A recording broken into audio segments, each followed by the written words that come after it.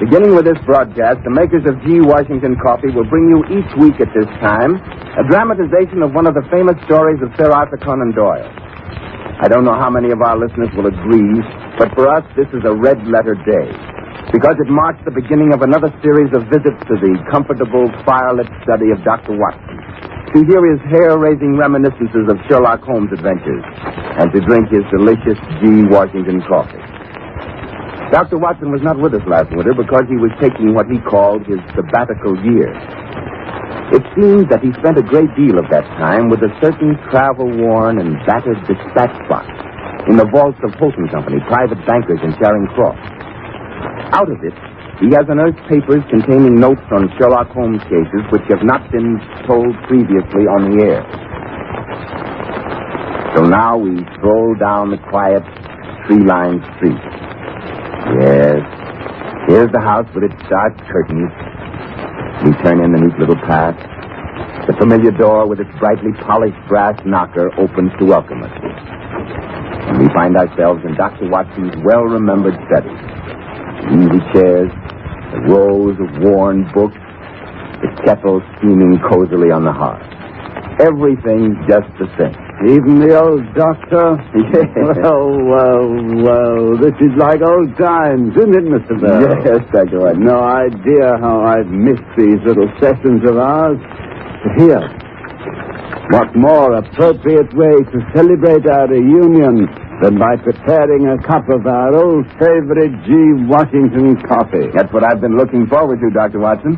I see you have everything ready to make it. Oh, it was very easy. The only preparation necessary was to heat the water. Then I'll take the lid off the can. A teaspoonful of G. Washington's coffee crystals in your cup, and one in mine. Add the hot water. Yes. There you are. Help yourself to cream and sugar. Thank you. My, that's good. You're a perfect host, Dr. Watson. No. You're pulling my leg. Being a good host with G. Washington's coffee, Mr. Bell's no trouble at all. It only takes a minute, and it's as easy to make as a slice of toast. Or as easy to use as granulated sugar. How's that for freshness and convenience? Well, I'd say, like Sherlock Holmes, it couldn't be beat. Oh, no. Another hint, Mr. Bell. Well, yes, we'd better get on with our story, I suppose. What adventure are we to start off with tonight, Dr. Watson? How'd it be if I tell you how Sherlock Holmes solved the case of the Hebraic breastplate? Hebraic breastplate? Yes, it was quite a famous museum piece. Some authorities went so far as to say it had been worn originally by King Solomon himself. At any rate, it was supposed to have a curse attached to it.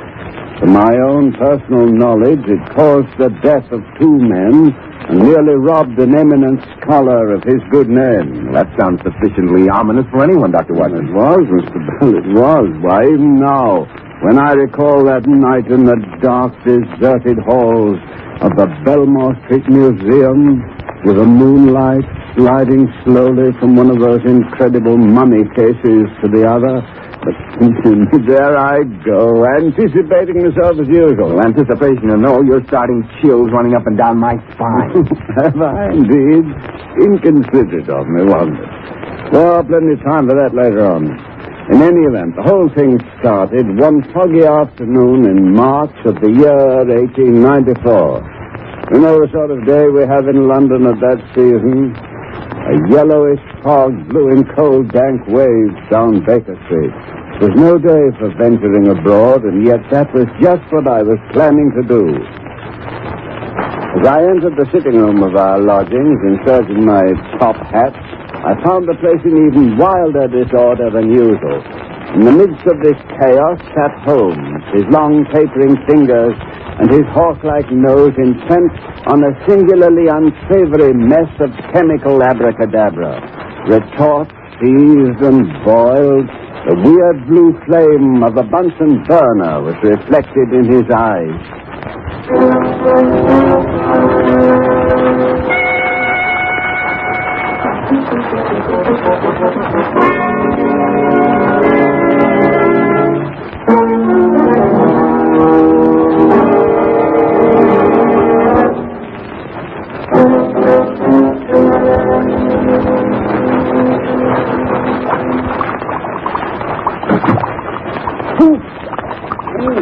Say, Holmes, what a tense. Quiet, Watson. Absolute quiet. Don't move. Don't breathe. A man's life depends on this test. Now, you see this liter retort? Yes. The contents has the appearance of clear water. It is clear water, Watson, with the addition of an infinitesimal amount of an unknown substance extracted from a small stain on a man's coat sleeve. Is that substance blood, human blood? That's the important question.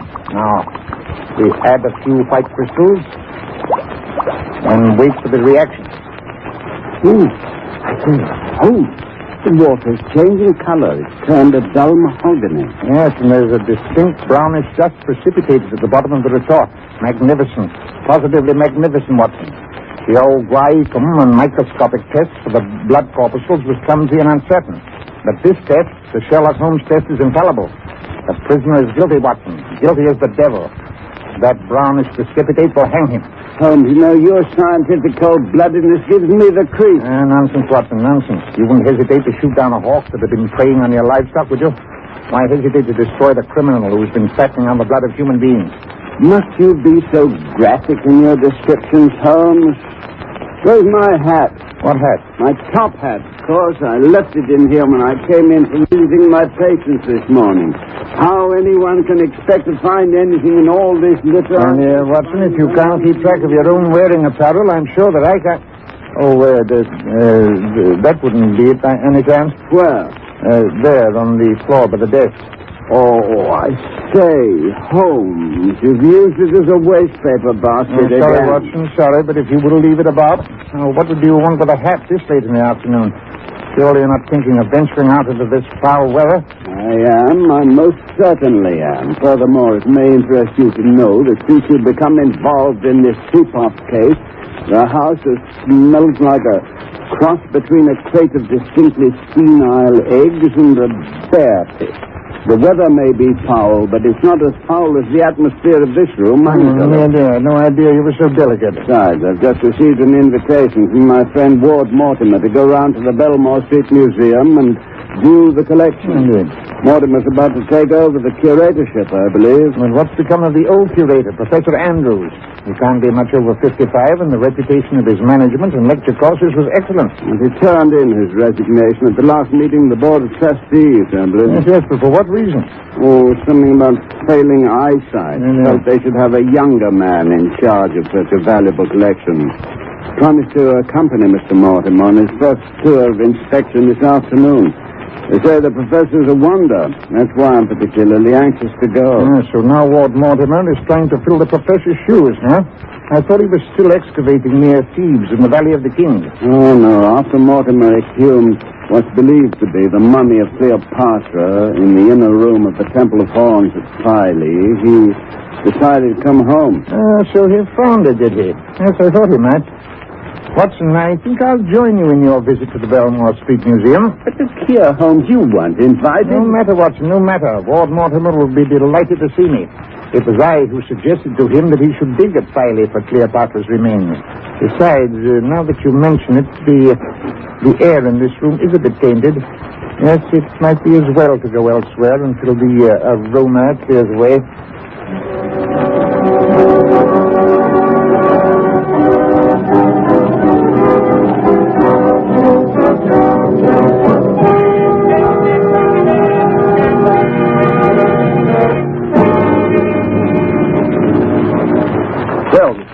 This is an unexpected pleasure. I'm delighted to see you again, Mr. Mortimer. So you found the lady where I told you to look for her, huh? You mean Cleopatra? Yes. Indeed I did.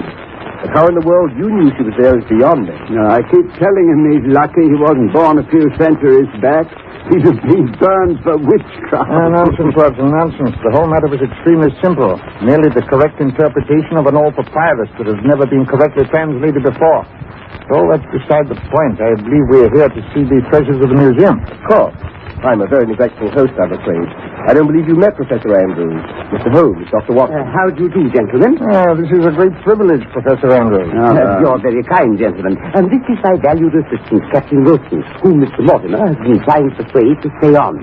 But Wilson has been invited to join an expedition that is intent on digging up dusty relics in Asia Minor. We feel we have at last located the site of the ancient city of Troy.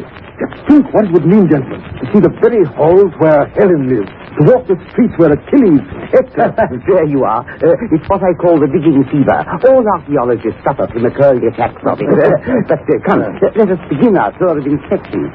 For me, this is at once a proud and a sad occasion. But in any event, my love of the collection is, I hope, greater than any personal regret. This museum needs the supervision and protection of a man in full possession of all his faculties. Oh, no, Professor. My failing sight. However, enough of that. There are 15 rooms in this museum, gentlemen, all given over to the treasures of the Orient. But this hall in which we are now standing, which contains the Jewish and Egyptian collections, is undoubtedly the pick of the lot. Now, let us take the Jewish side first. Yes, indeed. Here is what I believe to be the only authentic duplicate of the famous seven-branched candlestick of the temple, which was brought to Rome, as you know, by Titus, and which is lying at this instant somewhere in the mud in the bed of the river Tiber. And here in this case is perhaps the most valuable article in the entire museum. Now, first I could keep this locker. Yes, here we are. I say, it is a beauty, whatever it is. 12 enormous stones, all different colors, like paint in a paint box, and set in gold. And each stone has some funny-looking scratches on its surface. Those are ancient Hebrew hieroglyphics, Dr. Watson. This is the Urim and Thummim. The Urim and what in? Urim and Thummim was the name given to the jewel plate which lay on the breast of the high priest of the Jews, which fact you would remember, Watson, if you'd paid better attention in your Sunday school days. Oh, really, Holmes? Mr. Holmes is correct, gentlemen. The jewel breastplate of the high priest was held in a special reverence by the ancient Hebrews, somewhat as the Sibylline books were regarded in the capital of Rome. This particular Urim and Thummim is the most magnificent in existence. In fact, I believe I'm correct in saying that it belonged originally to Solomon himself. At any rate, those hieroglyphics are supposed to be the curse of Solomon. Curse of Solomon? How sinister. Yes, this breastplate is supposed to bring death to anyone who lays his reverent hands upon it. That is why no one but Captain Wilson and myself have been allowed to handle it. I see. In other words, something has occurred which leads you to believe the curse is still in effect. Well, I'm not what you would call a superstitious man myself. And yet, within a week of the time when that pack first came to this museum, the knight's fortune was found dead one morning with the breastplate in his hand. You mean he'd attempted to steal it? Probably. Jewels as magnificent as these are bound to be a great temptation. However, I must say that since the first calamity became known, it has been left entirely unmolested. Yes, the stones are remarkably large. May I see them more closely, please? You would pardon me, Mr. Holmes, if I seem too cautious, but I would rather you didn't touch them. You see, I would like to bring my curatorship to a close without any further accident. Oh, yes, it's quite understandable, I'm sure. I only wish to determine their classification. Oh, I can tell you that. Counting from the top left-hand corner, the stones are carnelian, peridot, emerald, ruby, lapis lazuli, onyx, sapphire, agate, amethyst, topaz, beryl, and jasper. Captain Wilson, who is a practical authority upon precious stones, will tell you that these are remarkably pure. Oh, quite. And the gold work is also worthy of attention. If you'll observe closely the tiny pattern... Pardon the suggestion, but you'll find a finer example of the Jewish gold work in the candlestick in the next case. Quite so, Wilson, quite so. And we can all handle that quite freely. Come, gentlemen. Wilson, you will return this breastplate to its case, if you please. Certainly, Professor Henry. And make sure the case is locked. Oh, absolutely. Here's the key. Thank you. And now, gentlemen, let's inspect this gold candlestick. One moment, Professor. This mummy case, this is a recent acquisition, I take it. Yes, certainly, but how did you know? Well, there is a tiny particle of Excelsior packing still on the floor. So there is, Jeremy. I'm afraid the cleaning woman is getting careless again. Now, about this mummy case, surely it is of Egyptian origin, and yet you placed it here among the Judean relics. Very nice point, Mr. Holmes. The mummy case is undoubtedly of Egyptian manufacture, and yet it was unearthed in the remains of Solomon's temple, probably the last resting place of some high priest who admired the Egyptian culture. These various Oriental civilizations often overlap. Yes, but does the case still contain the mummy? Oh, yes, indeed. Interesting coincidence, isn't it? The high priest returns to watch over the Urim and Thummim, which he wore some thousands of years ago. destiny is a curious fact, gentlemen. No one can gainsay it. Oh, my God! Oh, what's that? For him? Listen! What's wrong? Watch him quickly! He's having some trouble. Quick! Someone, get a doctor! Too late, Professor Andrews. I'm afraid the poor chap's dead. Not entirely, Professor. Poor chap has something held tightly in his right hand. Now, let's find out what it is. It's extraordinary, vigorous setting already. Yes, I can hardly scratch the thing without breaking the fingers. Yes, just as I thought. It's the Jewish breastplate. For the love of heaven, give it to me before something happens to you. Oh, calm yourself, Professor. The curse has spent itself, at least for the time being. That breastplate. I wish I'd never laid eyes on the accursed thing. Poor Wilson. What a horrible end to my term of office. Professor Andrews, Wilson's death, if I am not greatly mistaken, is not an end to anything. It's just the beginning.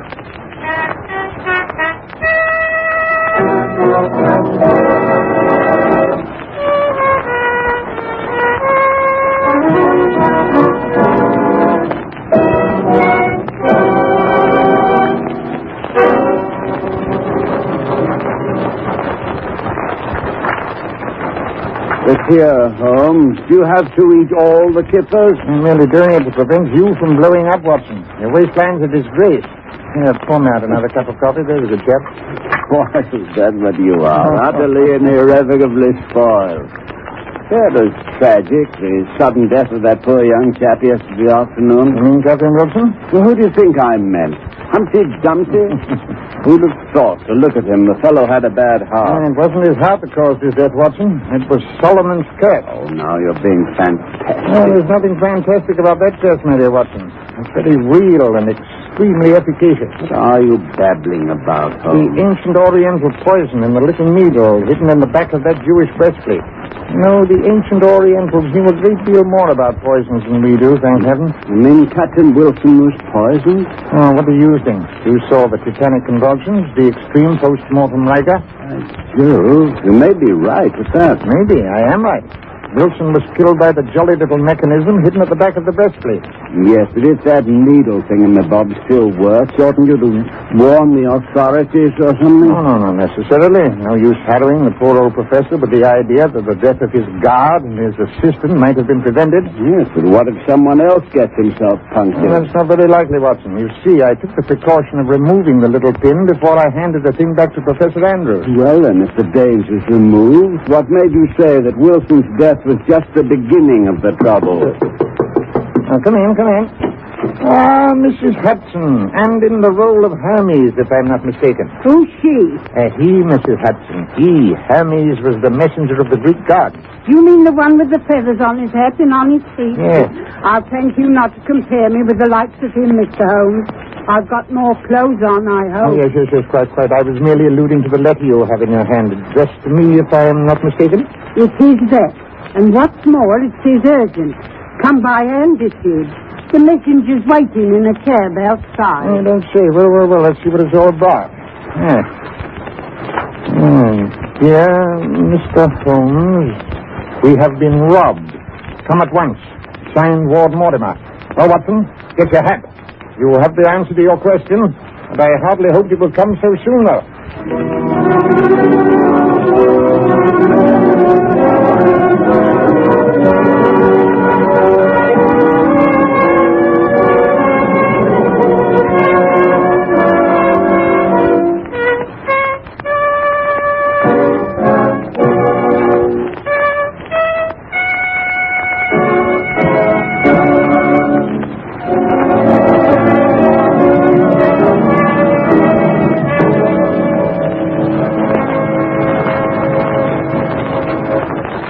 As you can see, Mr. Holmes, the breastplate has been tampered with.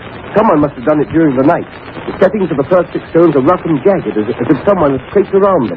Looks to me as if someone had been trying to take out the stones, Holmes? My theory is that he not only tried, but succeeded, Dr. Watson. And these 6 stones are imitations. Well, you may put aside your fears on that score, Mr. Mortimer. I'll stake my reputation that all 6 of these stones is genuine. Thank heaven for that.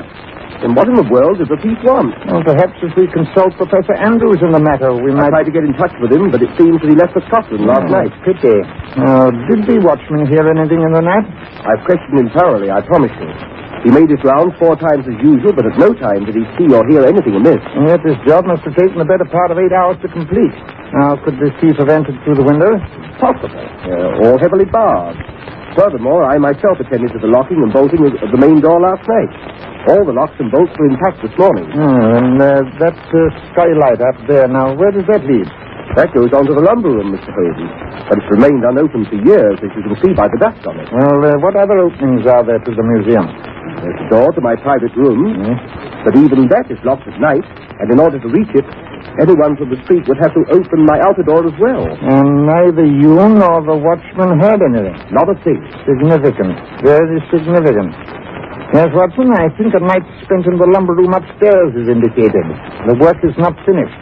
6 of the stones remain untouched, and I'm very anxious to see the intruder who can slide through a locked door and who is completely invisible to your night watchman, Mr. Mortimer.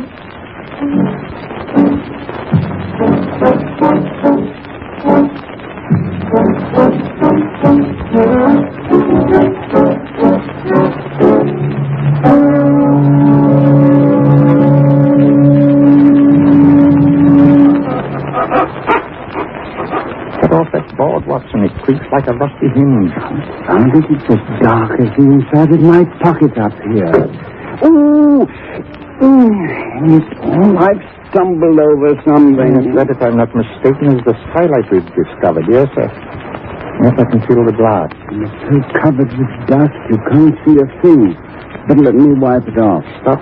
Leave it alone. We don't want to be visible to anyone from below. But how in... I'll clear off a peephole for you and one for myself. Now, if you lie down on the floor and put your eye to that... But in my best trousers, the place is filthy. Yes, well, here's some sacking I brought along. Oh, all right. But I must say, confound that dust. You sound like a 21-gun salute. Do you want to frighten the thief? But I didn't do it on purpose. The moonlight shining in through the window down there is extremely bright, thank heaven. How weird everything looks in that light. That mummy case seems almost alive. See, Holmes, look at that curious evil glow directly below us, like many-colored eyes. Those are the gems in the Jewish breastplate. Then 6 of them seem to be on fire. Yes, for the very good reason that only 6 of them are real. But you said... Never mind what I said. Keep your eye on that breastplate. 11 o'clock, Holmes. Yes, he won't be able to wait much longer. Holmes, the head on that mummy case. Look, it's moving. Good Lord, so it is. The lid is sliding back. The mummy case is opening up. Holmes, there's a hand in the opening. A white, thin hand of a mummy. What if it's the high priest? Well, Holmes, let's get out of here. I Don't move, Watson. Don't breathe. It's not a mummy. It's a man. A small, thin man. He's stealing out the mummy case like a fox out of his burrow. Turns his head quickly from left to right. I can't see the face. Holmes, he's slinking to the case that contains the breastplate. Raises the lid. His face is in the moonlight. Good Lord, it's Professor Andrews. He says you confounded. He's trying to get away. Wait the glass, Watson. We must go through and catch him. Here, hold him out, Watson. Oh, no. He's down. I've got you. Hold him up. Light the gas. I'm coming. Have you got him? Yes, light the gas. Don't let him go, Watson. No fear. Good Lord, it's Professor Andrews. Of course, I knew it from the first. Still on the thief. Oh, no, you're wrong, Mortimer. Professor Andrews is not the thief. The thief is dead. Thank you, Mr. Holmes. My conduct is entirely reprehensible. I realize that I am not a thief. In fact, I didn't realize the jewels had been stolen until I found them in Captain Wilson's effects after his death. Yes, I knew they were false when I saw them yesterday afternoon, Professor. I didn't want to spoil your last day in office. Oh, that was very kind of you, Mr. Holmes. When Wilson stole them, I don't know. You see, my eyesight has been failing for some time, and although I used to be a very good judge of precious stones... Yes, but Holmes, you told me yourself this morning that those jewels were real. Only the first 6, my dear Mortimer. Only only the first 6. Professor Andrews replaced those last night. Unfortunately, his handiwork was not as neat as Wilson's had been. Due probably to his failing eyesight, and you were able to detect it. Yes, but Professor Andrews, when you found the jewels, why didn't you inform the police? What good would that have done? It would have discredited my whole regime and blackened the name of Captain Wilson. No, surely he's paid the punishment of his crime. Furthermore, I owed it to him. After all, I knew of that poisoned needle. I thought the mechanism to control it wouldn't work. It is true, but I should have had it removed. Oh, don't blame yourself too severely, Professor. The cause of Wilson's death goes further back than any of us remember. Back to the curse of Solomon. After all, he had laid profane hands upon the breastplate of the high priest, and the wrath of the god of Judea is not to be taken lightly.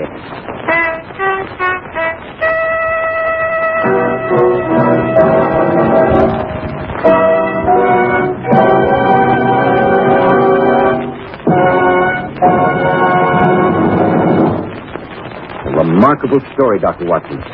But how did Sherlock Holmes deduce that it was Professor Andrews who had tampered with the breastplate? As Holmes would say, elementary, Mr. Bell, elementary. Professor Andrews was the only person who knew the night watchman's routine and could therefore keep out of his way. Besides, Holmes figured that Professor Andrews had probably retained his key to the curator's door and could therefore slip in and out of the museum at will. Simple, isn't it, when you know how it's done? As simple as making a cup of G. Washington's coffee. There you go, pulling my leg again, Mr. Bell.